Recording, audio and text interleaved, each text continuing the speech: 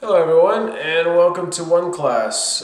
My name is Jeff Krause. I have a PhD in physical chemistry, and today I'm going to run through a few undergraduate high school level chemistry questions. So here's the first one. What are the electron configurations of iron, iron 2, and iron 3?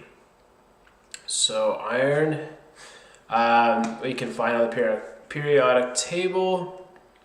I'm just going to shrink it up a little bit. So we don't really need the mass or anything. So iron is right here. And to get electron configurations, so this is the S block over here.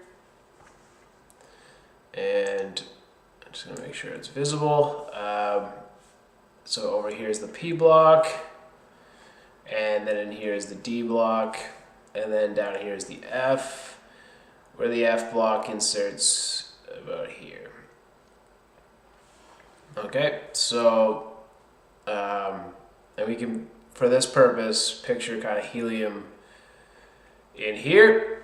And to get our electron configuration for just iron,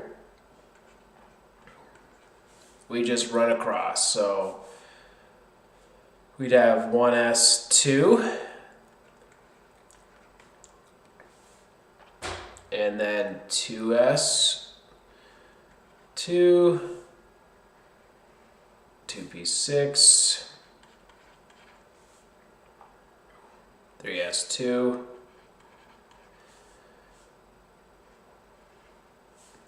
3p6, 4s2, and then the D block actually drops down one in the principal number, so this is not 4D but actually 3D6. Excuse me. Okay, so now to get our ions, we're going to remove our electrons actually from our highest principal quantum number, or our highest n orbital. So that would be the 4. So then for iron 2 plus, we have 1s2, 2s2, 2p6, 3s2, 3p6, and we're going to remove 2 electrons from our highest n orbital, so that'll remove all of the 4s, so then 3d6. And then for iron 3 plus, we have just an extra electron that we're going to drop out. So it'd be 3d5 in this case. Alright, and so those are our electron configurations for iron, iron 2 plus, and 3 plus. If we look at the solution here, so that's pretty much what we have, and everything looks good. So let's say this is correct.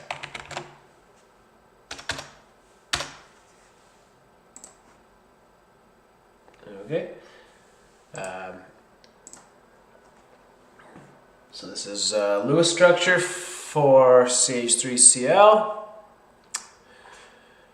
Okay, so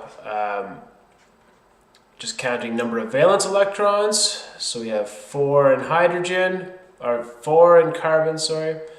1 per hydrogen, times 3 for the 3 hydrogens, which is 3 valence. And then we have 7 for chlorine, so our total is 14. So we need to have 14. Now just the easiest way to start, I always find, is to just plunk down our central atom and then draw all the atoms around it with their electrons. And then connect up the single electrons, and so that looks pretty good. All of our Electrons are well represented, and we've got full octet on the carbon and the chlorine, and of course on hydrogen we don't end up with an octet. And then all the electrons are there, and everybody's neutral charged, so that looks good too. Of course, when we draw this as a molecular structure, it would be more like, I guess I might as well just do it this way.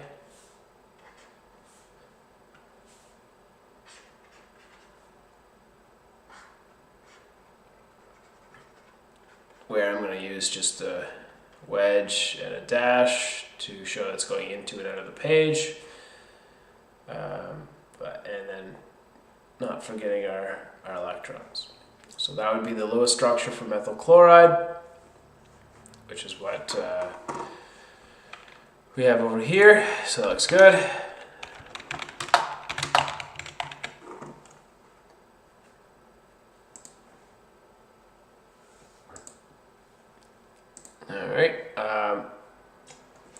So the enthalpy of vaporization for acetone is 32 kilojoules per mole. So this is going to, the normal boiling point for acetone is 56.5 degrees. What is the vapor pressure at 23.5? So the normal boiling point means that the vapor pressure equals atmospheric pressure at that temperature, or yes, at that temperature. So that means that our P1, we have a P1 which is 1 atmosphere at a T1 of 56.5 degrees Celsius. And we're looking for a P2 given a T2 of 23.5 degrees Celsius. So this is application of the Clausius-Clapeyron equation, which is just this.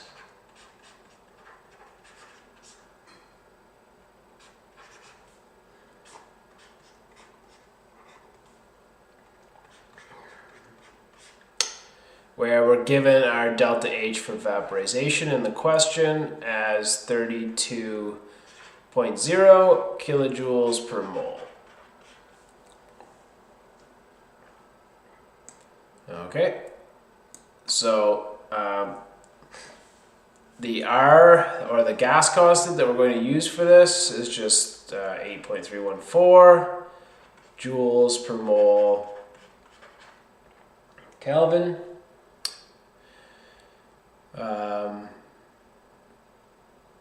Yep. Okay, yeah, makes sense. Okay, so then, okay, so then we've got a ln P2 over P1 minus 32.0 kilojoules per mole over 8.314 joules per mole Kelvin. Now the kilojoules, we're going to have to multiply by 1,000 joules per kilojoule. And then for our temperatures, we've got 1 over, now these all have to be in Kelvin. So plus 273.15 is 329.65 Kelvin. And this is, excuse me, 296.65 Kelvin.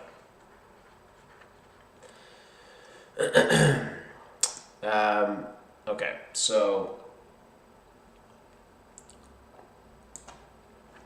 I'm just gonna actually erase this and write it down underneath just for clarity.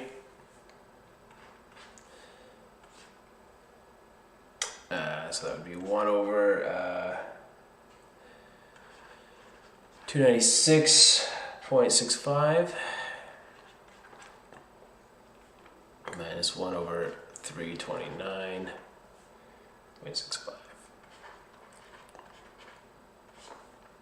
And these are Kelvin.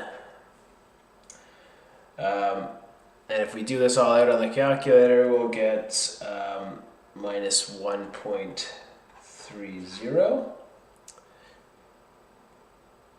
And so then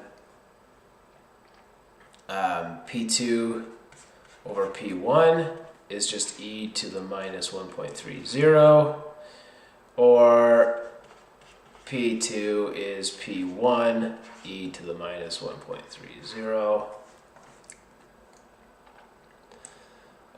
Again, we can figure that out on our calculator. So P2 is 1.0 atmosphere times 0.273, or 0.273 atmospheres. Okay, so there's our boiling point at 23.5 degrees Celsius. Or sorry, what is that's the vapor pressure. That makes more sense. That's the vapor pressure at 23.5 degrees Celsius. Okay, so looking through our solution here. So this is applying all the values, which looks good. And then this looks like a slight calculator error just at the end there, but that's okay. But all the values look about the same. So this looks good.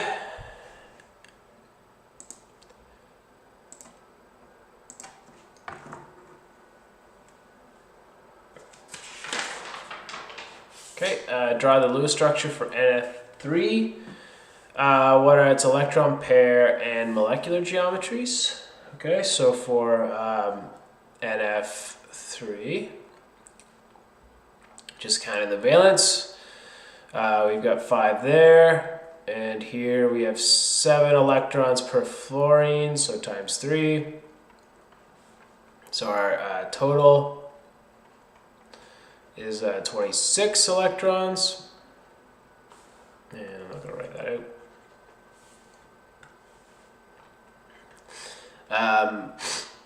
So the best thing is just plop in the central atom, put the electrons around it how you think it would go,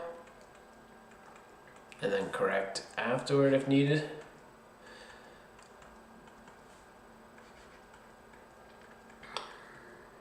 And then connect up our single electrons, and that looks good to me. All right, so now drawing it into more of a 3D structure, we've got something more like this.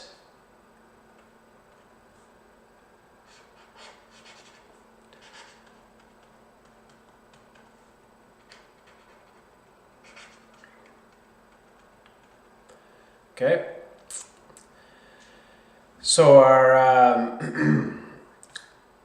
our electron pair geometries, or our electron geometry, is just this whole shape, so that would be AX4, or tetrahedral.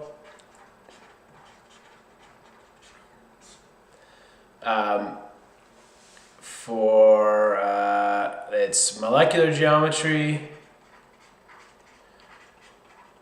it's BAX3, where B I'm using to represent the lone pair, and that's trigonal pyramidal.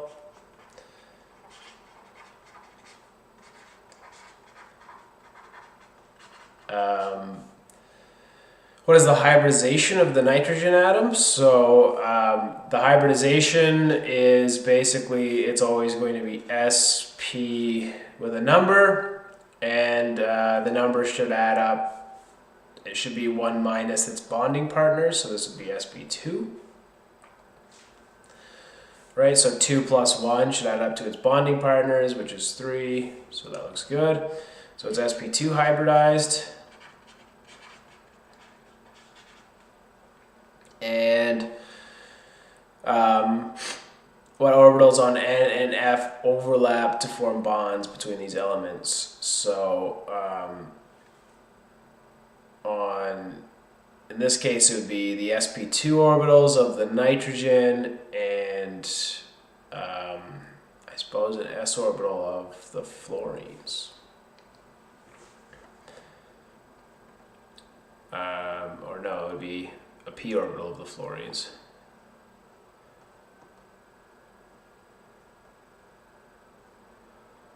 I didn't, now just looking through. Okay, so here's our Lewis structure. Looks good. The molecular geometry is trigonal pyramidal. Trying to see if it says electron.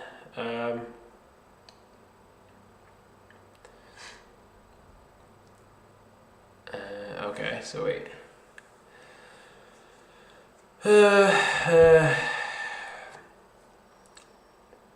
sp3 hybridized orbital on N. Oh, right, it's tetrahedral actually. Yeah, okay, that's that was my bad. Yep. So it should be sp3 hybridized on the nitrogen because the lone pair is there, and then the p orbital on the fluorine. Yeah, that was my mistake. So yeah, it would be sp3 hybridized on the nitrogen, because we should be counting that lone pair. Yeah, so obviously this solution is correct.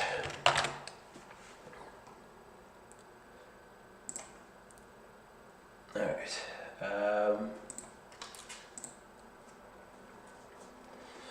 Okay, so draw the Lewis structure for S2F2.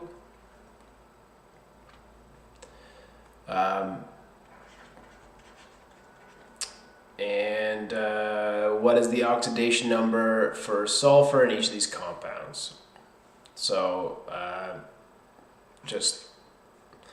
actually we've got a bunch of sulfur fluorines, so sulfur has 5 valence and fluorine has 7 valence.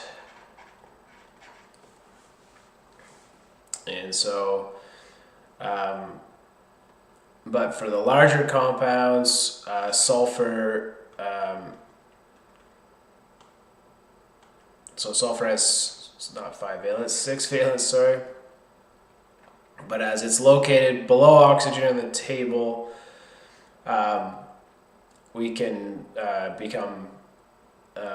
can expand the octet on sulfur, which always means a trade of 2 electrons to make 2 bonding electrons. So we can draw this as with a single lone pair or with 6 dots.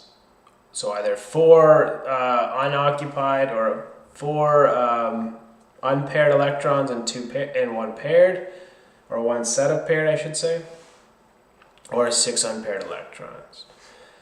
So now going back to the question here, so for S2F2, then we've got fluorine,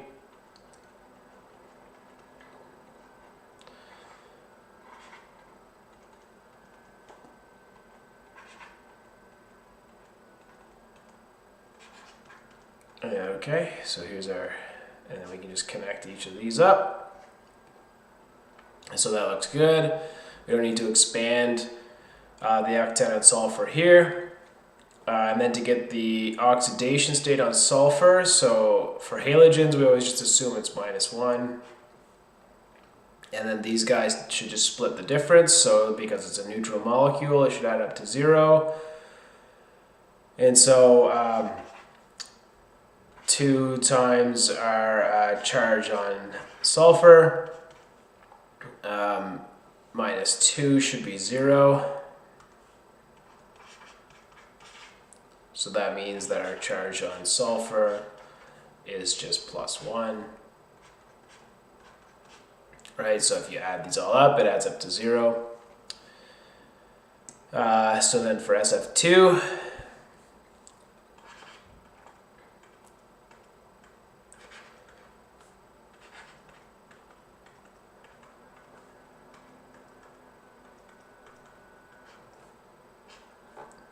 okay, that looks good again. Assume -1 charges on both of these. So to get it to add up to 0, we have +2 on the sulfur. For SF4, we'd have S. Now we have, to use the case where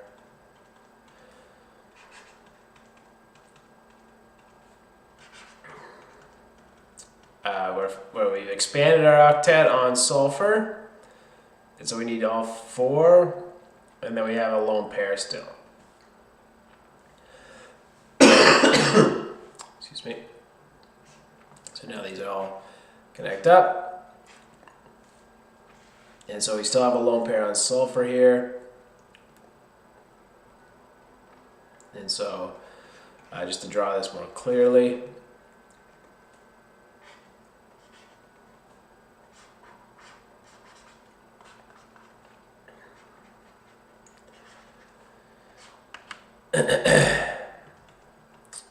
be something similar to this.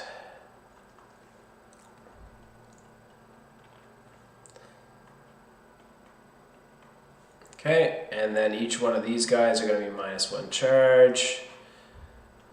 So the oxidation state here on sulfur is going to be +4 to make the whole thing neutral. And for SF6, we've now got to have the full expanded octet on sulfur.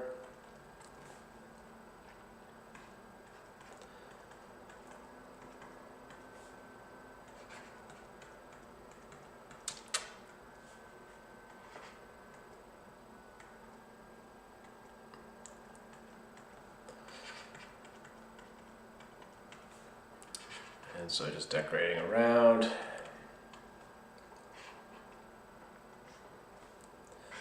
Connecting these all up.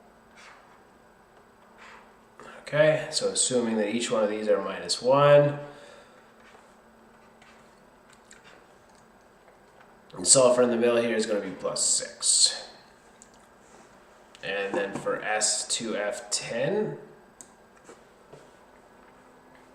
so now we've got 5 fluorines, way too many dots. 5 fluorines around each sulfur.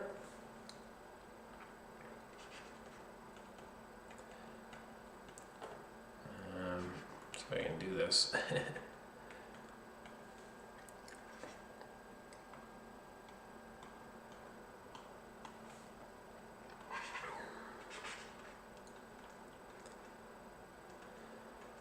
Okay, so these should be connected.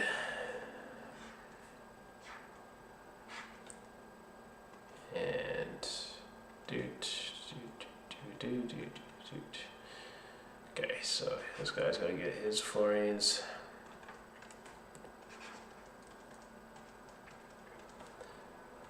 Okay. And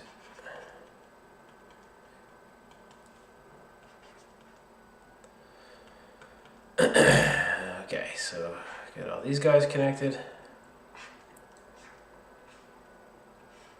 There. something like this. Where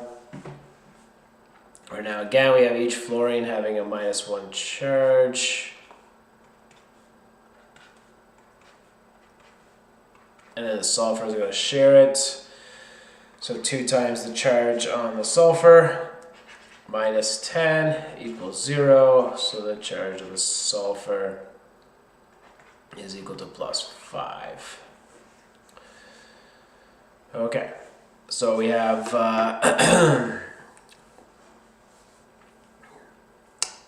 so now if we go through from top down, there's our FSSF guy, or S2F2. Sorry. Where our oxidation state on our sulfurs here is +1. So that looks good. SF2, it's going to be +2. SF4, it's going to be +4. SF6 is +6. And then S2F10 is actually going to be +5. So everything I'd say is good up to the S2F10, but I'd say largely it's correct. S2F10 as oxidation state is +5, not +6. Okay.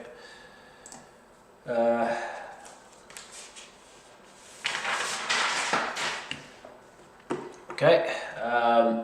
So when the oxide of a generic metal is heated at 25 degrees Celsius, only a negligible amount of M is produced.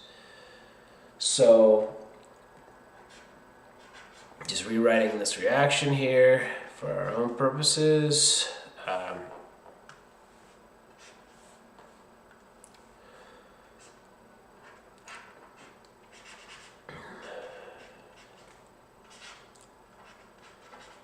I'm just going to migrate it so I don't cut it off.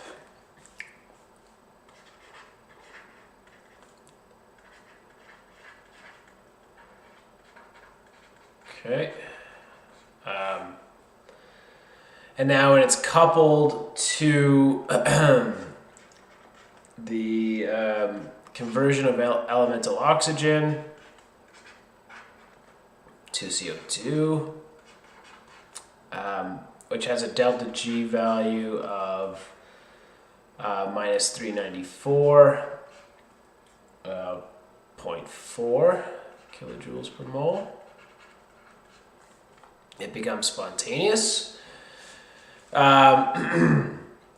So it wants us to write the balanced chemical equation for that coupling. So we really just add these up and cancel the ones that'll be the same on both sides. So now we have MO2 plus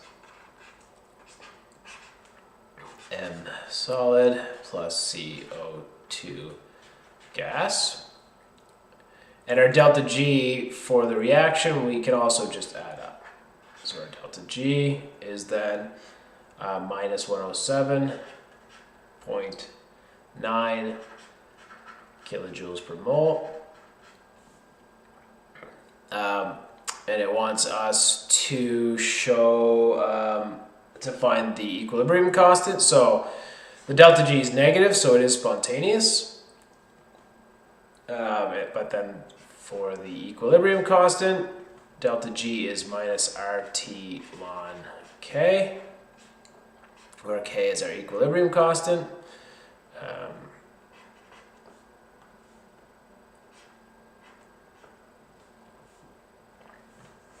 Okay, so then we've got all the values. For R, I'm going to use 8.314 joules per mole Kelvin. And for T, it says in the question 25 degrees Celsius. So it's 25 plus 273.15, which is 298.15 Kelvin. Okay. So then ln K is our delta G, which is minus 107.9.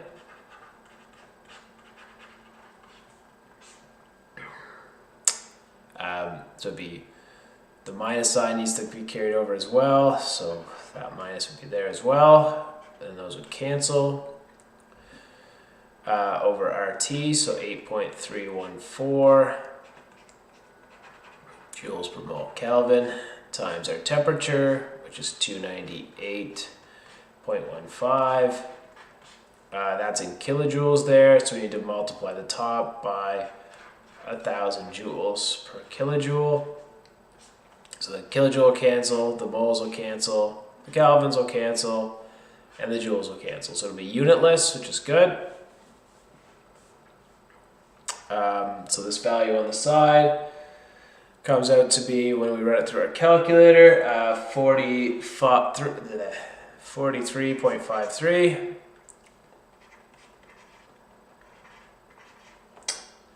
which gives us a K of e to the 43.53, which is like 8.03 times 10 to the 18.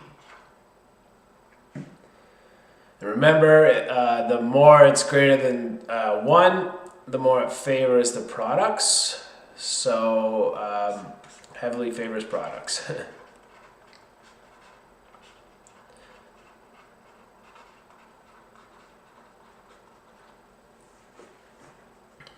Okay, I think that was everything. So going down through this, so there's our coupled equation, which we have. We can get our delta G by just summing them. And then we get about, that I think is just the difference in the decimal places used for a Kelvin definition. Yeah, because our delta G is the same. But it's about 8 times 10 to the 18, so it looks good.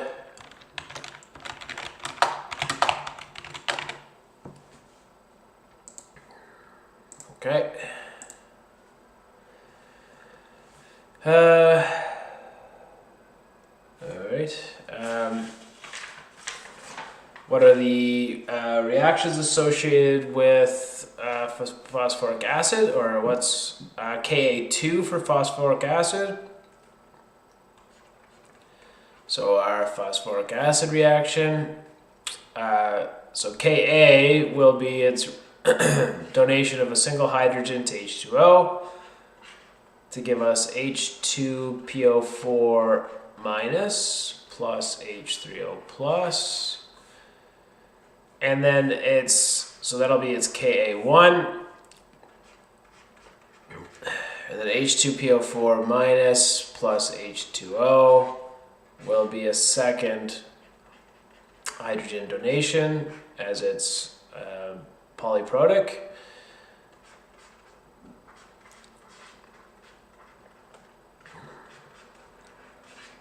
And so that would be our Ka2, or Ka2. So then in terms of the concentrations, so that's the reaction that's associated with our Ka2. And in terms of our concentrations, it would be HPO4 2 minus over our concentration of H2PO4 minus. Okay, and so that would be our Ka2 value, or how we'd calculate it. So here's our solution. So there's our reaction, and there's our Ka2 value. Okay, so that looks good.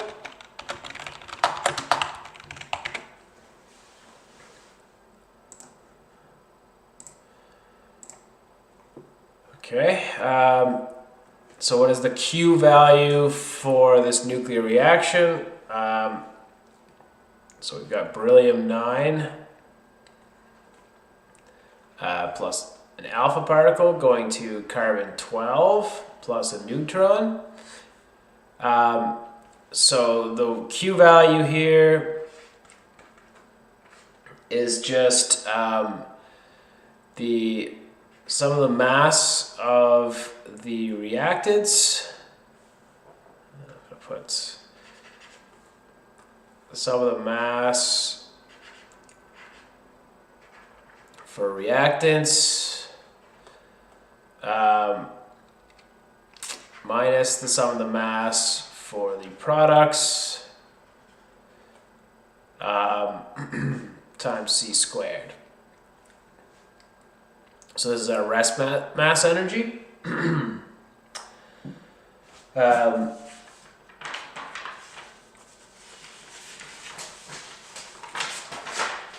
Okay, so then for this to not to give you a non-zero result, you're going to need slightly more decimal places. So for beryllium 9, we've got our mass is 9.012182 grams per mole. For an alpha particle, which is a helium nucleus with an electron, it's 4.001506 grams per mole. For carbon 12, this is defined as 12.000. And for a neutron, we have our mass is 1.008665. Okay. So then now our Q value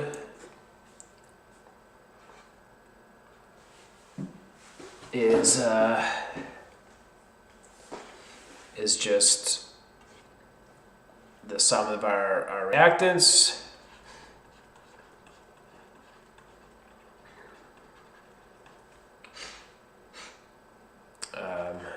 4.001506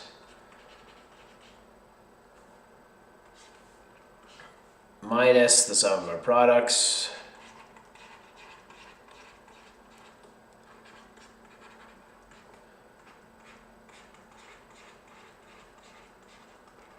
okay times C squared. So this value in here comes out to be 0.005023 grams per mole, and then we're going to multiply by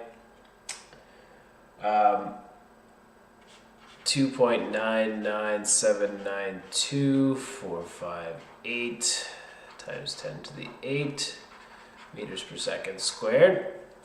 So to get it into joules, this guy's going to need to be in kilograms. So I'm going to multiply by a kilogram per 1,000 grams. And to get rid of the mole, we're going to divide by Avogadro's constant.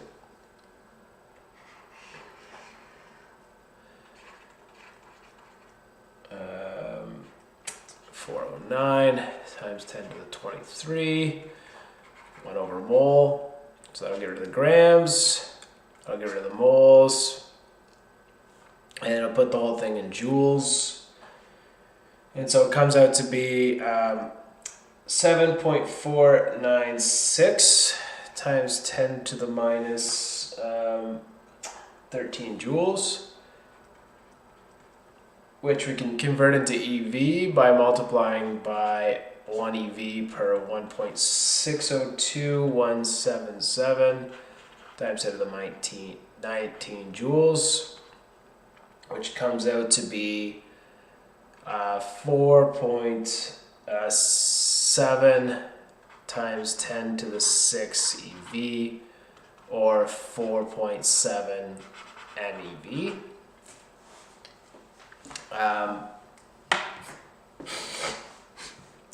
So the closest answer given here, so the answers given vary from 5 to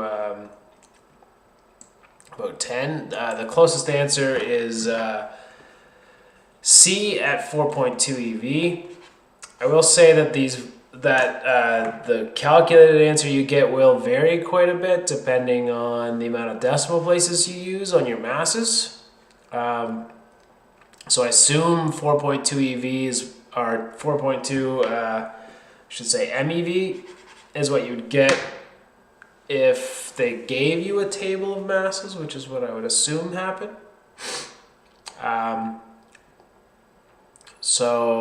right, so let's look through the solution here. If the total mass of the products is less than the initial,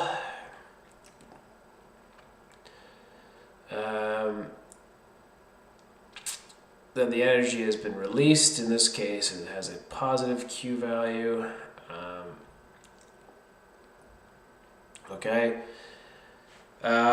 So comparing the masses on both sides, so that's wrong because they've drawn that the alpha particle has a mass. It's basically a helium nucleus, so it should be about 4. And so if you use 0 decimal places, your answer is going to be 0.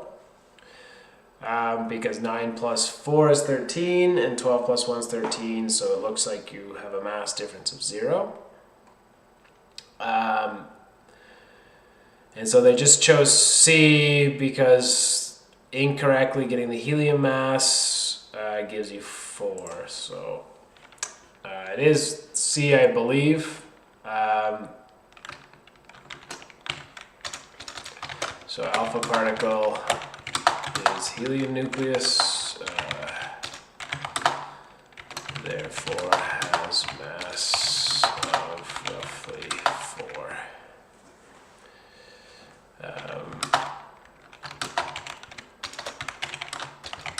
C is the answer, but not for this reason.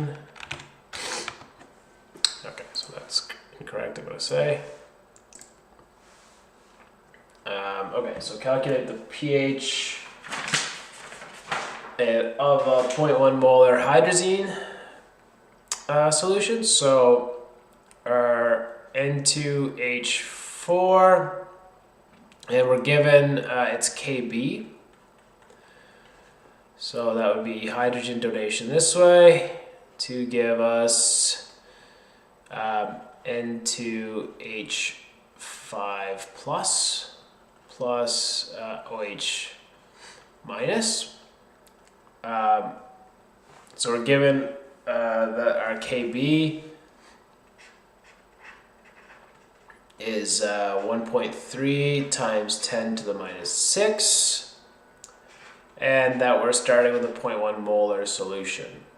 So we can make our ice table. And so we're going to have a minus X here, an X, and an X here. So our change is going to be minus X in hydrazine and plus X in both of these. And our equilibrium then is going to be 0.1 minus X, X, and X. Our Kb is going to be our concentrations of products.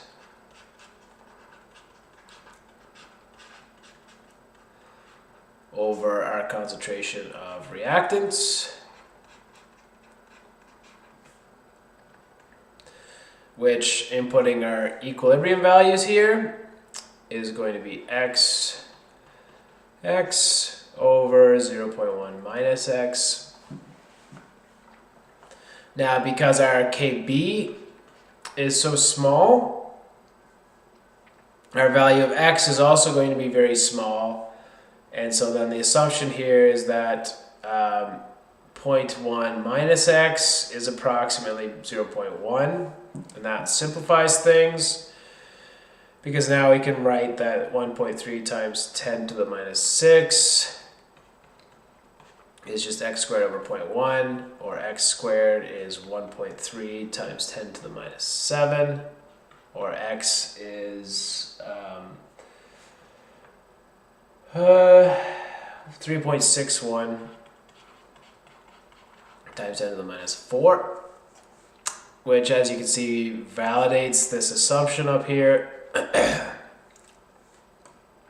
as 0.1 minus 3 times 10 to the minus 4 is about 0.1.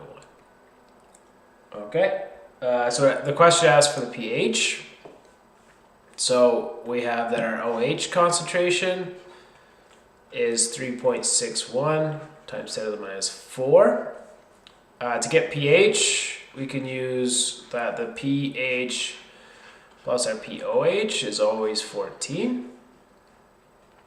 And our pOH is the negative logarithm of our OH minus concentration, which is the negative logarithm of 3.61 times 10 to the minus 4, which comes out to be 3.44.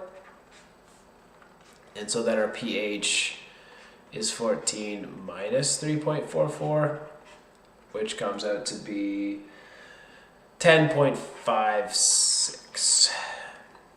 So there's our pH.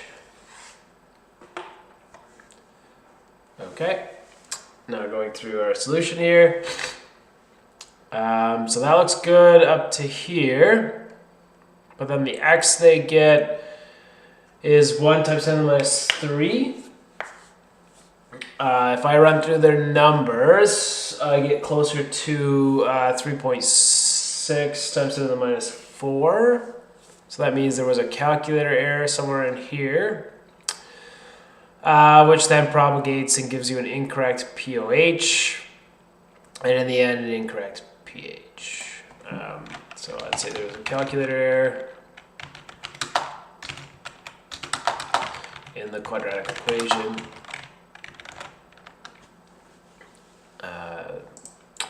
It's basically correct, but the numbers are all wrong. Okay, so identify the most electronegative element. I'm just going to pull up our periodic table here. And just erase some of this. So our, I guess I'll write out some of these compounds just to cut off. And okay, so electronegativity tends to increase this way. So fluorine will always be, so for A,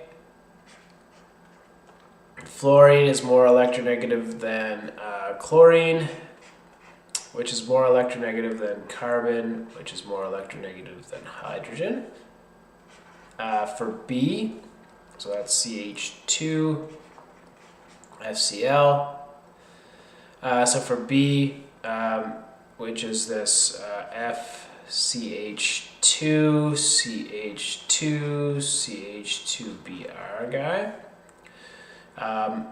Again, fluorine is the most electronegative, which is greater than our bromine, which is greater than carbon, which is greater than hydrogen. For C, which is this HOCH2, CH2, and H2. So oxygen is further right in the table. So oxygen is more than nitrogen, which is more than carbon, which is more than hydrogen. And then for D, which we can't see, which is this CH2OCH2Li. So again, migrating in the table, we have O is greater than carbon, which is greater than hydrogen, which is greater than lithium. So lithium is our least electronegative in this case.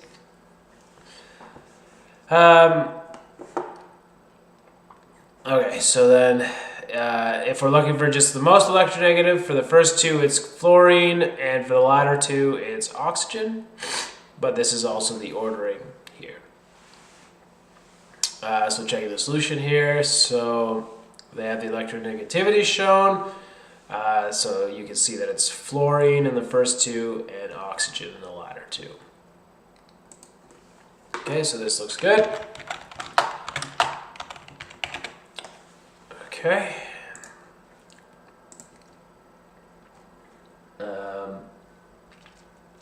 Ammonium nitrate. Okay. So just calculate the mass percentages of the elements in ammonium nitrate. So NH4, NO3.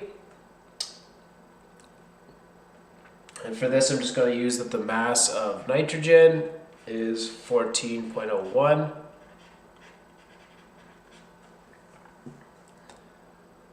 No. The mass of oxygen is 16.00. And the mass of hydrogen is 1.01.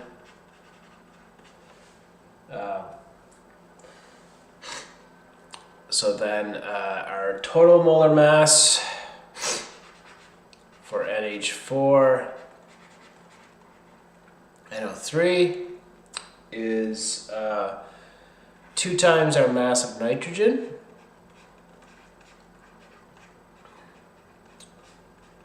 plus 4 times our mass of hydrogen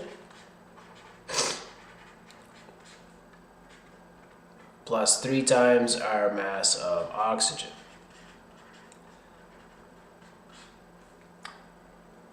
Which, when we run this through our calculator, comes out to be 80.06 grams per mole.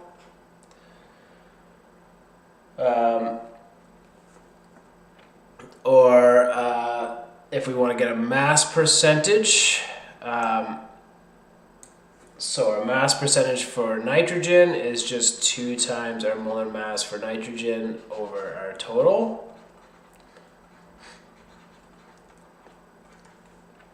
Which is 2 times 14.01 over this 80, which when we work it through on our calculator comes out to 0.34 or 0.3500.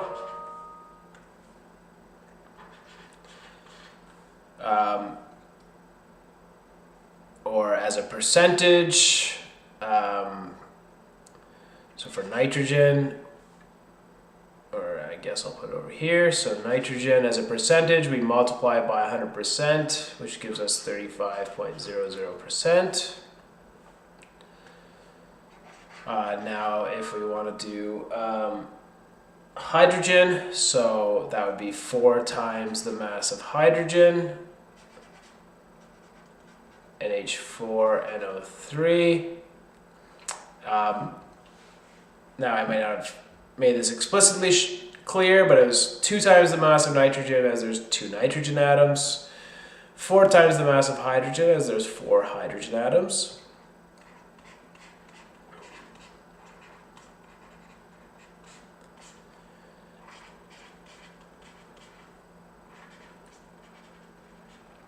Which comes out to be 0.050.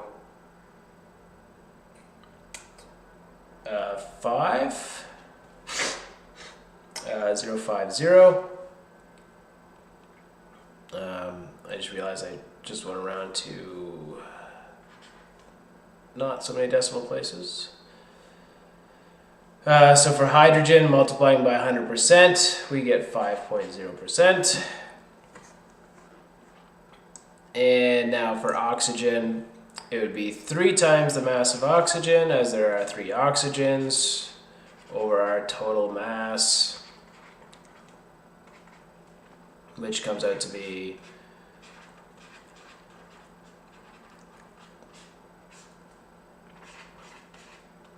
this when we work it through on our calculator. Oh,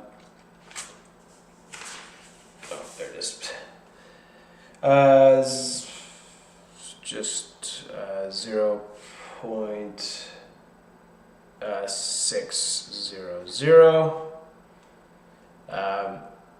or for oxygen 60.0%.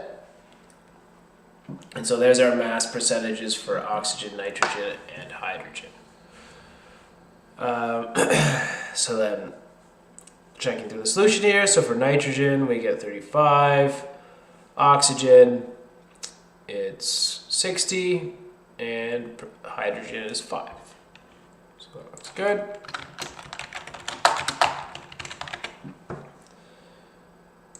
Okay.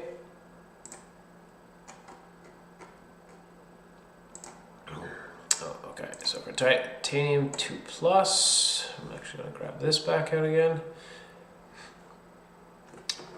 Okay, so we want to do the electron configuration for titanium.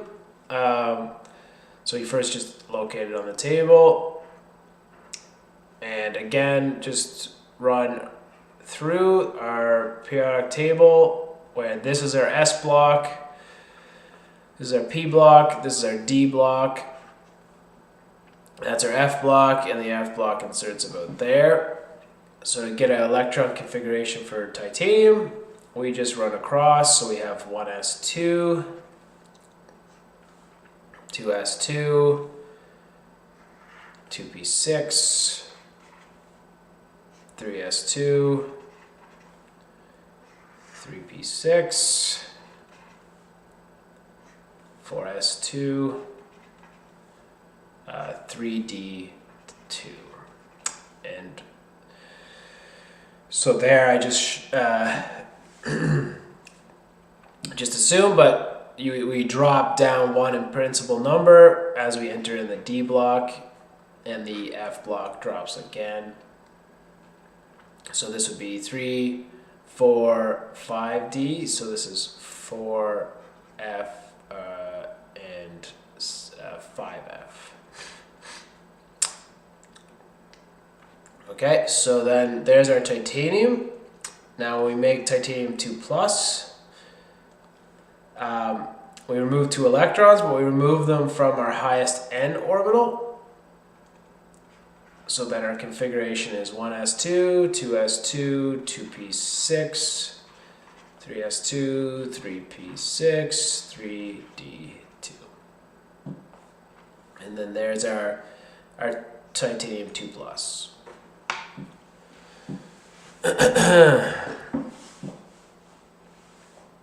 And so, and this way of writing it is just to use the highest noble gas, which here is argon.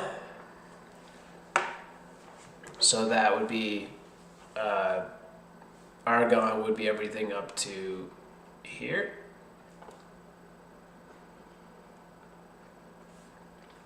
So then this is the same as just writing it as argon, 3d2, 4s2, or argon, 3d2. So that looks good.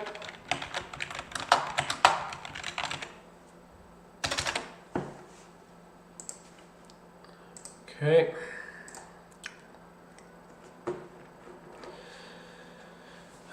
So for the molar mass for aspirin, what is the molar mass for aspirin? And 500 milligrams. How many moles are present and how many particles are present? Okay. So for C9 H8O4, I'm going to use mass of carbon is 12.01. Mass of hydrogen is 1.01. And mass of oxygen is 16.00.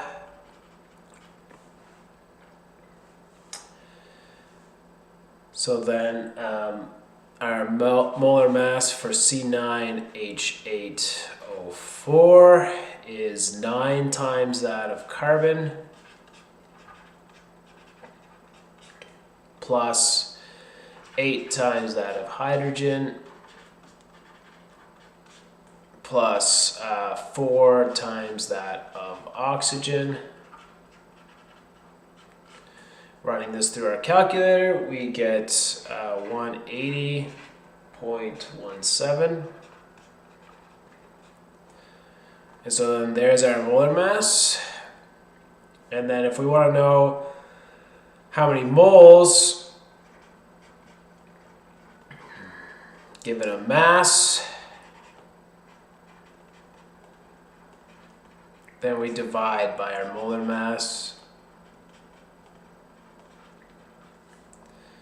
which in this case is 500 milligrams times 1 gram per 1,000 milligrams over 180.17 grams per mole. If we run this through on our calculator, we would get 2.775 times 10 to the minus 3 moles. So there's our number of moles. And then the number of particles we get just by multiplying by Avogadro's number. So times 6.022 times 10 to the 23 per mole. And so our number of molecules or particles is just running that through on a calculator, 1.671 times 10 to the 21. So there's a number of particles in or molecules in a 500 milligram aspirin tablet. Okay, sorry. So checking through the solution here, so I've got an extra decimal place. Now it should just be actually one significant digit, but okay. So I've got too many, but oh well. So that's about the same. The number of moles looks good, and depending on how many figures you keep in your Avogadro's number, you might get slightly different values for the number of particles or molecules. But it should be about 1.67, 10 to the 21, so that looks good. Let's also the solution is correct.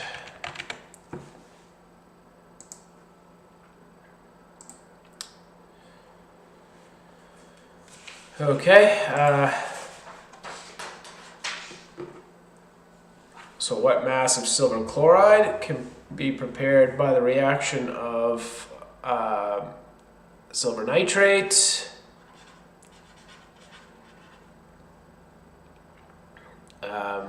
with calcium chloride.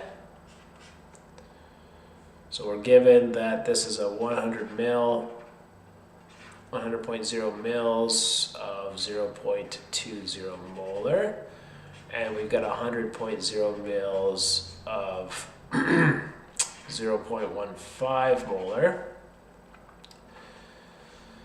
And these are reacting to form calcium chloride. I'm just going to shift this down a smidge.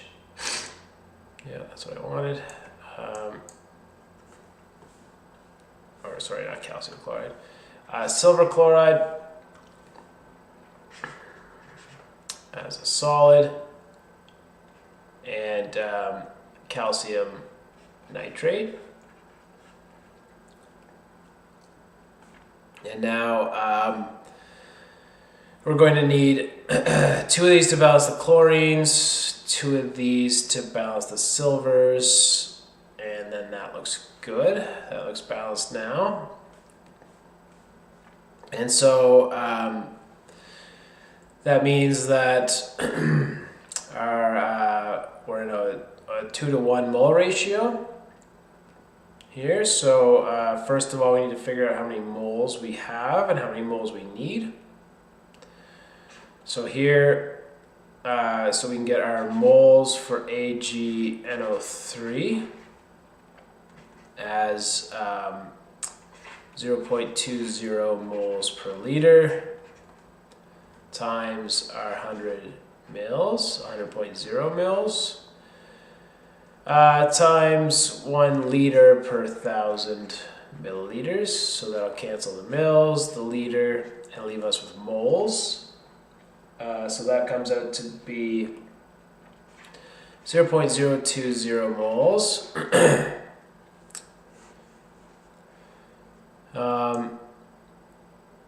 All right, and then so we can do the same thing for calcium chloride, which is 0.15 moles per liter times 100 mils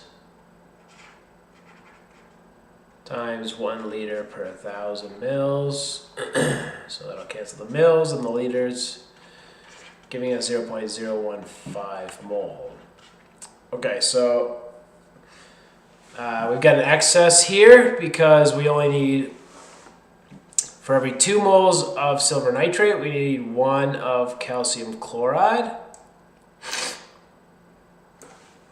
So that means that N calcium chloride used is just the amount of moles of silver nitrate over 2,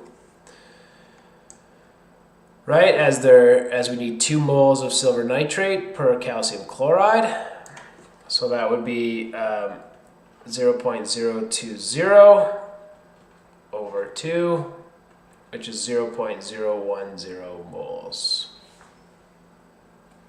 So we only need 0.010 moles of calcium chloride, but we've got 0.015, so we just, that the rest of it will be excess.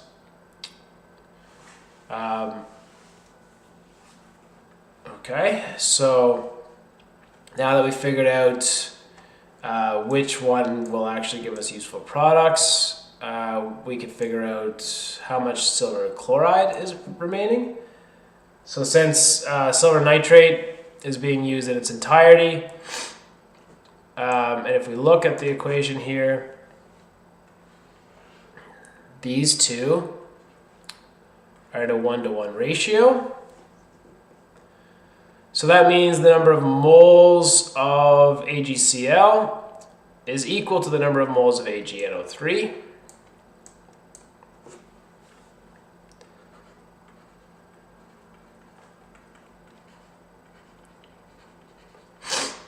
Which is equal to 0.020 moles. And now that's how many moles of AgCl we produce. So then the mass of AgCl is going to be the moles over the molar mass.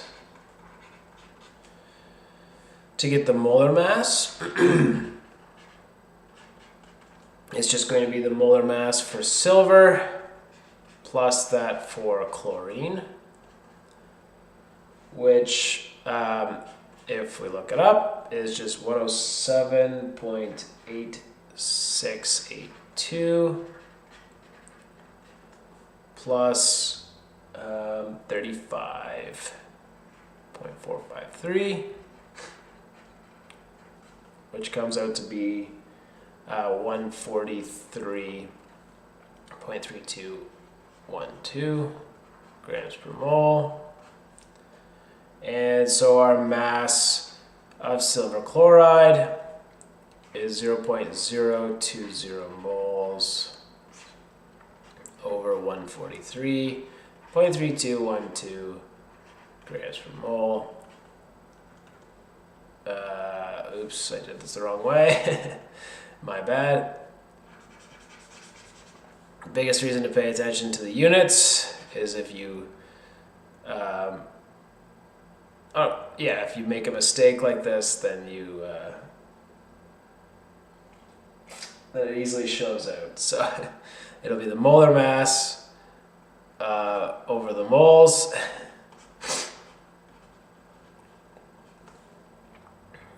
And I did it wrong again. It'll be the amount of moles times the molar mass.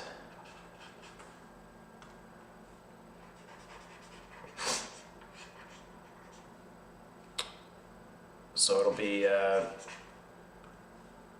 this 143.3212 grams per mole times 0.020 moles. So the moles will cancel, leaving you with grams, which comes out to be 2.866 grams or 2.9 grams with significant figures. So that's the mass of silver chloride prepared. And it also asks what the concentrations of each ion remaining in solution after precipitation is complete. So what ions do we have in solution? Well, we have, just looking through now, so AgNO3 is going to give us Ag plus NO3 minus. And so we had 0.020 moles of this guy. And our calcium chloride is going to give us calcium 2 plus Cl minus. And we had 0.015 moles. Now, we already know that, and this isn't balanced, so that should be 2. We already know that we're going to use up, so we're going to use up all of the silver, none of the nitrate. These are all 1-to-1 ratios here. And here we're going to get 0.015 moles of calcium 2 plus and 0.030 moles of Cl minus. Because we get 2 moles for each mole of calcium chloride. So we're going to use up all of that, and we're going to use up 0.020 moles of this, so we'll just have 0.010 moles left. So that means our concentration of calcium 2 plus is then going to be 0.015 moles. So our total volume is now 200 mils because we've added 100 mils to 100 mils, and then we're going to multiply this by 1,000 mils per liter to put it into moles per liter. And if we run this through on our calculator, we'll get 0.075 molar. So for a chlorine, it's 0.010 moles over 200 mils times 1,000 mils per liter, which comes out to be 0.050 molar. And then our concentration of nitrate is 0.020 moles over 200 mils, 100,000 mils per liter to cancel. And this comes out to be 0.10 molar. Yep. Okay. And so there's a concentration of each of the ions present in solution after the reaction. So we just have our mass, so that's okay. 2.9 grams, so 2.87, yep, so that looks good. We're missing our ion concentration. So I'm going to say partially correct. Missing remaining ion concentrations.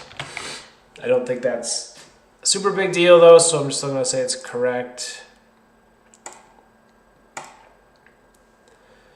Why is Scl2 polar? Okay, so Scl2. So we've got 6 valence there, 7 valence there, times 2, which is 14. So our total is 20 electrons. So if we draw our simple Lewis structure,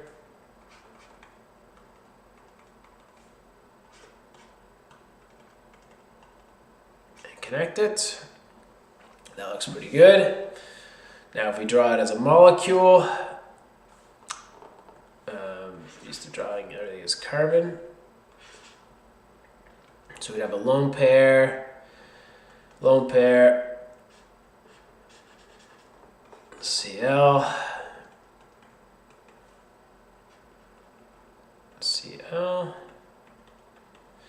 okay.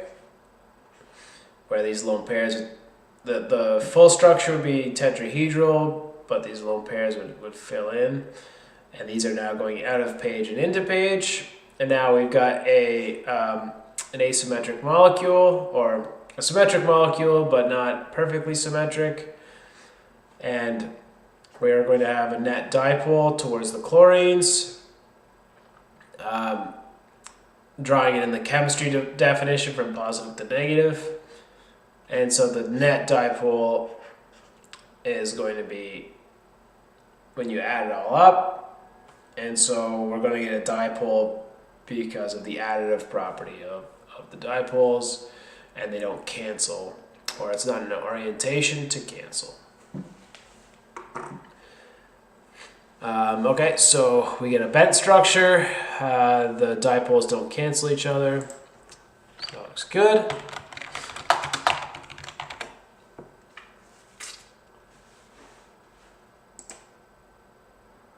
Okay, I guess that's it for me today. So I hope you enjoyed this. If you did, please subscribe. If you want to leave questions, you can follow the links below the video. This has been Jeff Krause.